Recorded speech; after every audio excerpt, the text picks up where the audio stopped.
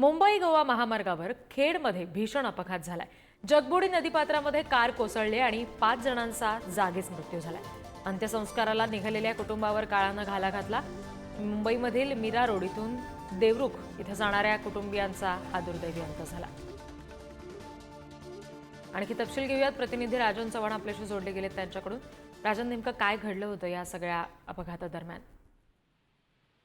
रिद्धी, मुंबई मीरा रोडवरून देवरुख येथे जाणारे हे कुटुंब होतं आणि या कुटुंबाला बरोबर सकाळी 5:30 वाजता जगबुडी नदी आहे खेडमध्ये, त्या नदीपात्रामध्ये या ठिकाणी संरक्षण कठडा ह्या पुलाला नसल्यामुळे 2 पुलांच्या मधोमध जवळपास 150 फूट खाली ही कार कोसळली आणि जवळपास 5 जणांचा कुटुंबातल्या 5 जणांचा जागीच मृत्यू झाला।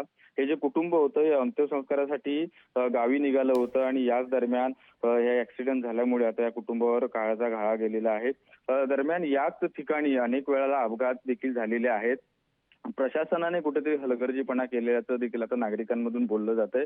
जे संरक्षण कठडे आहेत ते नसल्यामुळे आता हे सततचे ऍक्सिडेंट झालेले आणि हे सर्वात मोठा अपघात सोमवारची ही जी सकाळ आहे ही हृदयरावक घटनेने आता जवळपास 5 जणांचा मृत्यू या अपघातामध्ये झाल्याचं आता दिसून येत आहे। स्थानिक प्रशासन असेल, तर स्थानिक नागरिक असेल, त्या पद्धतीने पोलीस असतील, यांच्या मदतकार्याने आता मृतदेह बाहेर काढले जात आहेत आणि मृतदेहांची आता ओळख पटवण्याची या ठिकाणी पूर्णपणे आता काम चालू असल्याचे देखील आता दिसून येत आहे।